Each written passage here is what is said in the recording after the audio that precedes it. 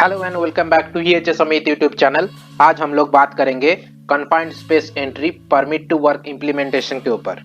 Confined space यानी कि जो जगह में लिमिटेड ओपनिंग है फॉर एंट्री एग्जिट करने के लिए, जो जगह में अनफेवरेबल नेचुरल वेंटिलेशन मौजूद है, जो जगह कॉन्टिन्यूअस वर्किंग ऑक्यूपेंसी के लिए डिजाइन नहीं किया गया है। ये तीन क्राइटेरिया जो जगह में सेटिस्फाई करता है वो जगह को हम लोग कन्फाइंड स्पेस कह सकते हैं। ये सब कन्फाइंड स्पेस एंट्री का एग्जाम्पल है। अभी कन्फाइंड स्पेस में काम करने के लिए मेनली जो हैजार्ड एसोसिएट्स होता है उसमें restricted entry exit, harmful airborne substance, unsafe oxygen level that is below 19.5%, fire and explosion hazard, engulfment that means Hindi में धंस जाना, biological hazard, mechanical hazard, electrical hazard, presence of hazardous chemical substance hazard, noise hazard, manual tax hazard, radiation hazard, environmental hazard involve होता है।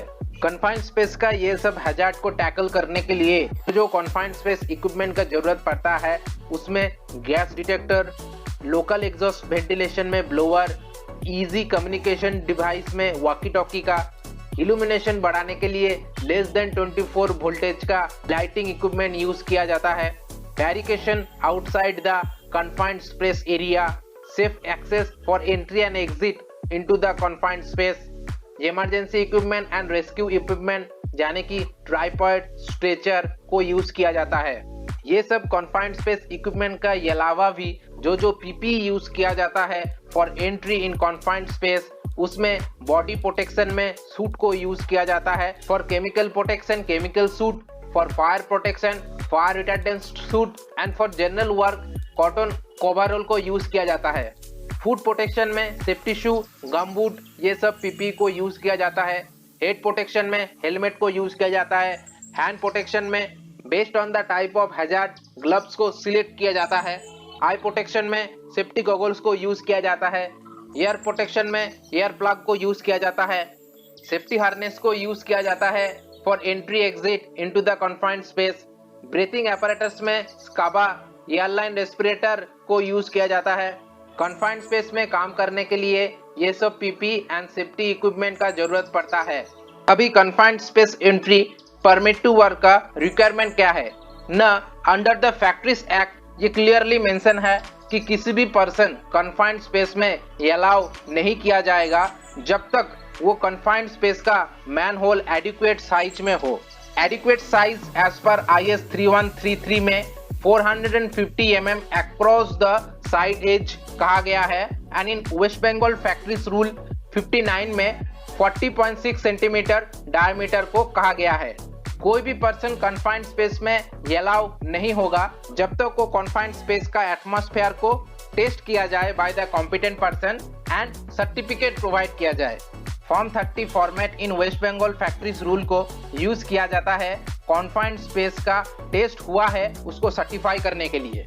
Confined space का atmosphere test होने के बाद जो पर्सन कन्फाइंड स्पेस में एंट्री करेगा उन्हें सुटेबल ब्रीथिंग apparatus प्रोवाइड करना है एंड सेफ्टी बेल्ट पहनना है जो कि अटैच रहेगा रोप के साथ एंड रोप का एंड साइज होल्ड करेगा एक पर्सन जो कि कन्फाइंड स्पेस का में स्टैंड बाय कंडीशन में रहता है। जनरली कन्फाइंड स्पेस के बाहर जो पर्सन स्टैंड बाय कंडीशन में रहता है उसको स्पॉटर कहा जाता है। स्पॉटर का रोल है कन्फाइंड स्पेस का अंदर एटमॉस्फेरिक कंडीशन चेक हुआ है कि नहीं उसको कंफर्म करना एंड जो पैरामीटर फाइंड आउट हुआ है in terms of oxygen level, in terms of H2S level, in terms of LEL percentage उसका लेवल एडिक्वेट है कि नहीं उसे चेक करना।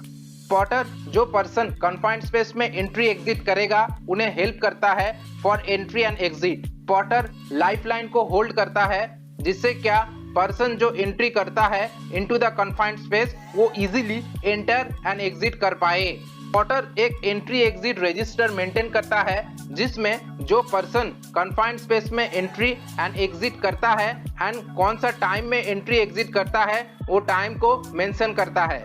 ये एक sample confined space entry exit register है जो कि स्पॉटर को मेंटेन करना पड़ता है।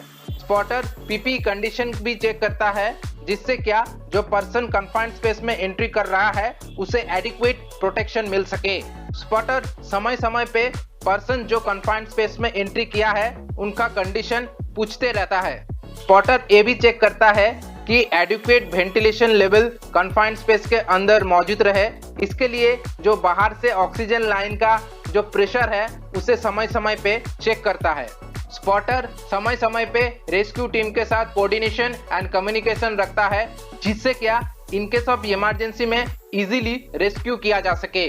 फैक्ट्रीज एक्ट में ये भी प्रोविजन है कि किसी भी पोर्टेबल इलेक्ट्रिक लाइट और इलेक्ट्रिकल अप्लायंसेस जिसका वोल्टेज 24 वोल्ट से ज्यादा हो उसे भी कन्फाइंड स्पेस के अंदर एंट्री नहीं दिया जा सकता है। एंड ऐसा कन्फाइंड स्पेस जहां पे इनफ्लेमेबल गैसेस, फ्यूम्स, डस्ट ये सब प्रेजेंस है, वो जगह में किसी भी तरीके का लैंप और लाइट को ओनली वो जगह में फ्रेम फ्लूप लाइट का परमिशन दिया जाता है। कन्फाइंड स्पेस में बहुत सारा क्रिटिकल एक्टिविटी भी होता है, जिसमें confined hot work, confined height work, confined work in presence of hazardous substance, confined painting work. भी confined space entry permit to work को इम्प्लीमेंट करने के लिए पहले जो पर्सन कन्फाइंड स्पेस में एंट्री करेगा उसका फिजिकल फिटनेस को चेक करना जरूरी है। फिजिकल फिटनेस चेक करने के बाद कन्फाइंड स्पेस एंट्री का परमिट टू वर्क प्रोसेस को फॉलो करना है। एंड फॉलो करने के बाद कन्फाइंड स्पेस का safety treatment and Lotte procedure हुआ है कि नहीं उसे कंफर्म करना है by the permit owner. Safety treatment and Lotte procedure confirm करने के बाद कन्फाइंड स्पेस का एटमॉस्फेरिक गैस चेकिंग करना है। एंड जो पैरामीटर फाइंड आउट हुआ उसको एक डिस्प्ले बोर्ड के द्वारा कन्फाइंड स्पेस का आउटसाइड में डिस्प्ले करना है, जिससे कि सबको पता चले।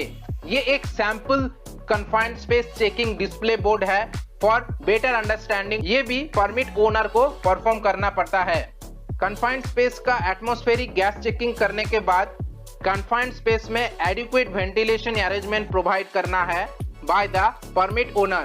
कन्फाइंड स्पेस का वर्किंग एनवायरनमेंट को सेव करने के बाद ही कन्फाइंड स्पेस एंट्री का परमिट टू वर्क को इशू किया जाता है। एंड इशू करने के समय ये ध्यान में रखा जाता है कि कन्फाइंड स्पेस का आउटर पेरिफेरी में कोई हॉट वर्क एक्टिविटी हो रहा है कि नहीं एंड वेदर कंडीशन सही है कि नहीं। अभी कन्फाइंड स्पेस एंट्री वर्क को एग्जीक्यूट करने के लिए जो एडिक्वेट अरेंजमेंट रिक्वायर्ड है, जैसे कि access for entry exit, rescue equipment in case of emergency, proper illumination, lighting arrangement, communication device, ये सब प्रोवाइड करना परमिट एग्जीक्यूटर का रिस्पॉन्सिबिलिटी है। एडिक्वेट अरेंजमेंट प्रोवाइड करने के बाद required PP and safety equipment for confined space entry work को भी प्रोवाइड करना परमिट एग्जीक्यूटर का रिस्पॉन्सिबिलिटी है।